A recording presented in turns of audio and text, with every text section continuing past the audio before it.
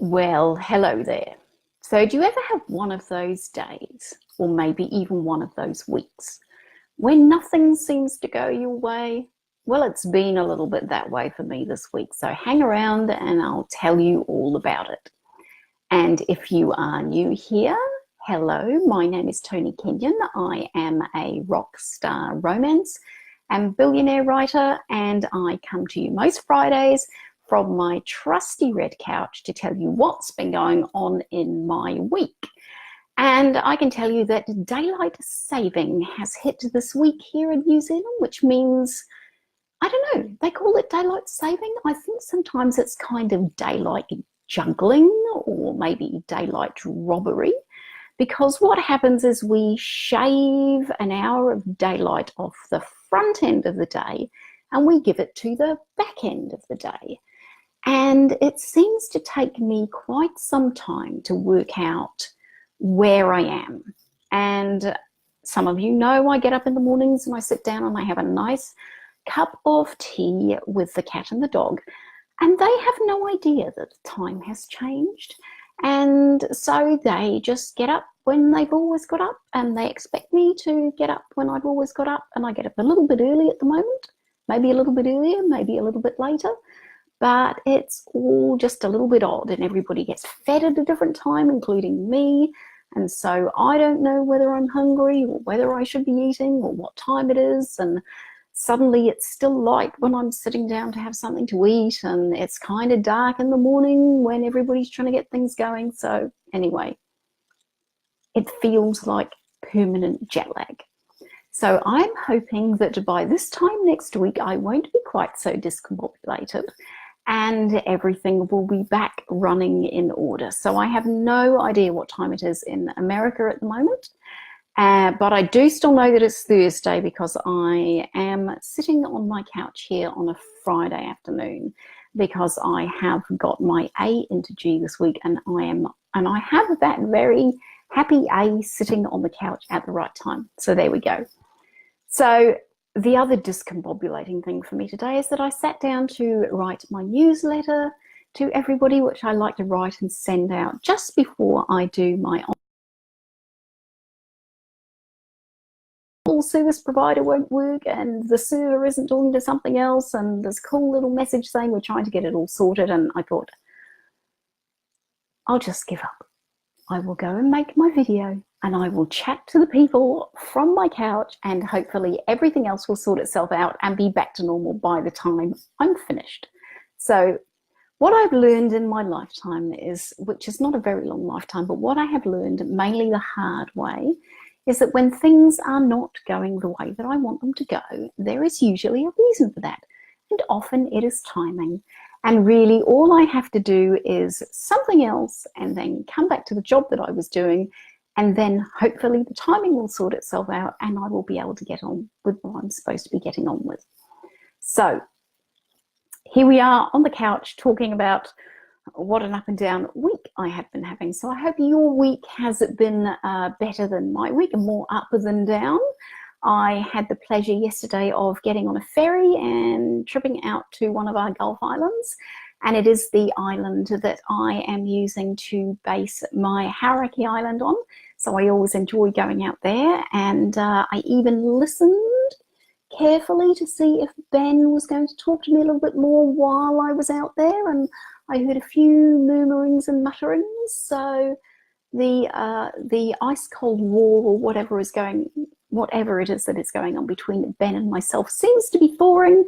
So that is always good news. And what else has been happening in the writing world this week? There is the King Brothers, which I'm having fun with. Speaking of jet lag, the boys are a little discombobulated themselves this week because they have moved to another continent, and Alana is also coming to grips with where she happens to find herself and deciding whether or not it is where she wants to be. So a few of you said last week that you had got behind, and so hopefully you have managed to find some time in your busy lives and your busy reading schedules to catch up. And if you haven't managed to catch up, why not to get yourself a nice cup of tea or a nice wine or a nice something? Find yourself a nice quiet time and get caught up on all the episodes so that you can start voting. I'm pleased to say we have got lots of votes coming in again this week, and I don't like to jinx it, but it looks like everybody is back on the same page again, which does tend to make life a little easier for me, because it tends to mean too that you're taking the story the way I would like to take it. So let's see where we are after the weekend's voting anyway. So I would love to hear what you are thinking about the King brothers, whether you have caught up, whether you are enjoying where we are taking the story, and how things generally are with that. And what I will be doing as well very shortly is putting together the whole of the first season as one nice tidy ebook, which will go, have I mentioned this before, or am I dreaming? I don't know. I've been so discombobulated this week that maybe I have or haven't mentioned this before, and I suppose it doesn't really matter, but we'll be putting that together in one nice ebook so that you can read all of it. The first 12 chapters are in a tidy ebook, but we're going to try and get the whole 24 in a tidy ebook. So we will see where we go with the formatting for that. So that's writing news. Oh, I mentioned last week that I've been doing some non-fiction writing. So if you want to check that out, head over to Life, Love and Letters and take a look. And you're more than welcome to join up and tag along on the Facebook page over there too. So that's fun. And my own reading. I haven't had a lot of time for reading. I've been reading, and they say writers who don't read should probably be beating themselves with a very big stick, and I'm not much into beating myself with a very big stick, but I have been reading some Harlequin billionaires and really enjoying them. I think I've mentioned that before, so that's all good. And I've been reading a lot of non-fiction. I love learning, and I do a lot of my learning by reading, because words are just my favorite thing besides flowers and gardens and cats. Cats are pretty high up. And husbands, better mention that husbands are way up there on the list of wonderful things in my life as well.